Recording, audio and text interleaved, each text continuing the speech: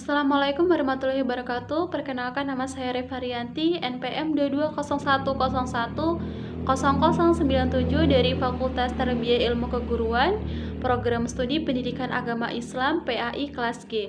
Di sini saya akan menjelaskan tentang konsep dasar bimbingan dan konseling Islam. Layanan bimbingan dan konseling Islam pada hakikatnya adalah pertolongan yang diberikan kepada semua orang yang membutuhkan tanpa memandang latar belakang oleh orang yang berkompeten di bidangnya dengan tujuan untuk membantu masyarakat yang mampu memahami hakikat dirinya sendiri sehingga dapat hidup mandiri untuk mencapai kebahagiaan di dunia dan juga di akhirat sesuai dengan kaidah Al-Quran dan juga hadis. Selain itu, bimbingan dan konseling Islam harus mampu mendorong individu untuk menyeimbangkan dimensi material dan juga spiritual yang menjadi bagian dari setiap manusia. Prinsip bimbingan konseling Islam. Prinsip dapat diartikan sebagai suatu identitas yang menunjukkan ciri-ciri tertentu atau karakteristik. Dalam bimbingan konseling, agar pelaksanaan jasa konsultan berjalan dengan baik dan juga lancar, konsultan harus memahami beberapa prinsip yang terkait dalam pelaksanaan konsultasi seperti di bawah ini. Ada 7 prinsip. Yang pertama, konseling adalah proses membantu mereka menolong diri mereka sendiri untuk memecahkan masalah yang mereka hadapi. Kedua, konseling ditujukan untuk individu dan setiap orang memiliki karakteristiknya masing-masing. Ketiga, konseling dimulai dengan mengidentifikasi kebutuhan orang yang diasuh. Keempat, konseling harus fleksibel dan luas tergantung kebutuhan individu dan masyarakat. Kelima, dalam konseling, seseorang harus menyadari fitrah manusia, di mana bimbingan atau konseling merupakan hal yang penting dalam Islam. Keenam, guru atau konselor harus memiliki latar belakang agama yang kuat, seperti iman, syariah, fikih, dan juga akhlak. Ketujuh, konselor atau guru harus memahami konsep Islam tentang manusia, sehingga dapat membangkitkan dan mengembangkan kepribadian yang seimbang dalam diri kita. Unsur-unsur bimbingan konseling Islam. Ada 3 pokok permasalahan. Yang pertama, masalah. Ada sesuatu yang merintangi untuk mencapai tujuan.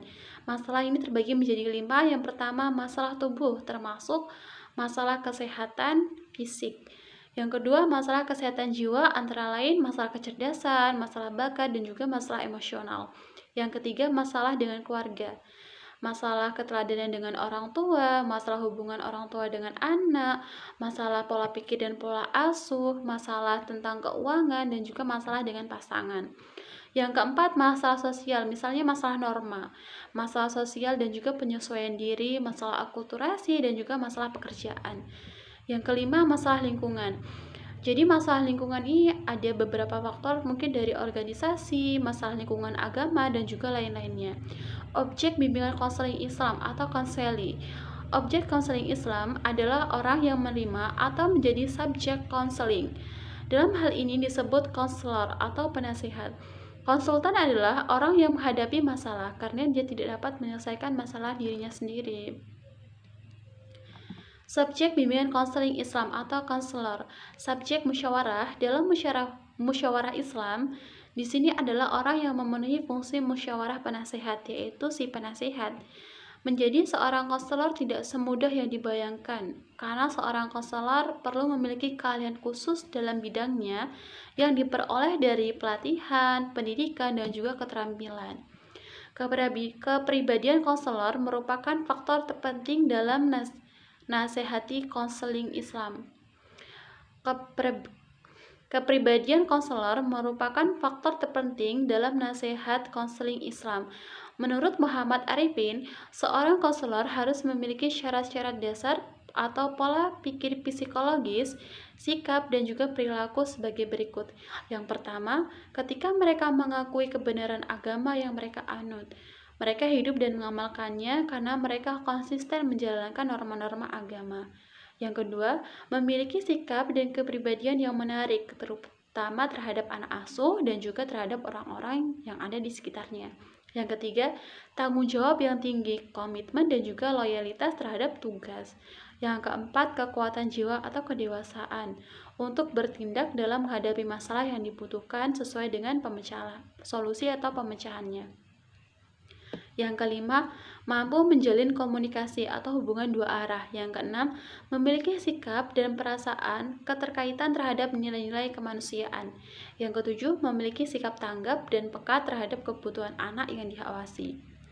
Nah, apa sih itu konseling Islam? Konseling Islam merupakan respon kontemporer yang sama dengan pendekatan terapeutik lainnya, tetapi juga didasarkan pada pemahaman Islam tentang sifat manusia yang memasukkan spiritualisme dalam proses terapeutik. Nama lain dari konseling Islam adalah konseling Al-Quran karena menjadikan Al-Quran sebagai rujukan utama untuk meringankan masalah individu. Nah, konsepsi konselor Islam. Agar efektif, konselor harus memiliki orang-orang yang mendukung seperti kesehatan mental yang baik, percaya diri, perilaku empatik, penerimaan tanpa syarat, keaslian dan kesesuaian, mengabaikan penilaian diri, mendorong harapan, toleransi, kepekaan budaya, dan juga kompetensi. Konselor muslim harus mengenal dimensi spiritual religius dalam proses konseling. Nah, inti dari hubungan konseling adalah sikap dan keterampilan empatik.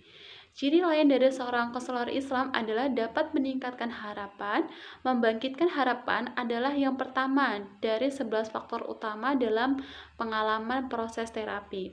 Bagi orang yang beriman, caranya adalah dengan memohon ampunan, keberkahan, dan pengharapan kepada Tuhan Yang Maha Esa dalam setiap cobaan dan juga masalah. Nah, tahap-tahap bimbingan dan konseling Islam. Menurut Anwar Sutoyo, beberapa langkah yang dilakukan untuk mengamalkan kepemimpinan dan kepemimpinan Islam, yaitu untuk meyakinkan individu tentang beberapa hal, yaitu status manusia sebagai makhluk ciptaan Allah Subhanahu wa taala, status manusia sebagai hamba Allah Subhanahu wa taala, tujuan Allah Subhanahu wa taala dalam menciptakan manusia, atau ada fitrah yang diberikan kepada manusia. Iman yang benar sangat penting untuk kehidupan di dunia dan juga di akhirat. Yang kedua, mendorong dan membantu masyarakat untuk memahami dan mengamalkan ajaran agama dengan baik. Tujuan dari langkah ini adalah agar individu dapat bertahan hidup di dunia ini dan dunia yang akan datang. Karena ajaran agama sangat luas dan individu diharapkan untuk mempelajarinya agar secara rutin dan terstruktur dengan menggunakan beberapa sumber. Yang ketiga, mendorong dan membantu masyarakat untuk memahami dan mengamalkan iman, Islam, dan juga ihsan dalam kehidupan sehari-hari. Sekian presentasi dari saya tentang konsep dasar dan bimbingan konseling Islam. Saya akhiri, wassalamualaikum warahmatullahi wabarakatuh.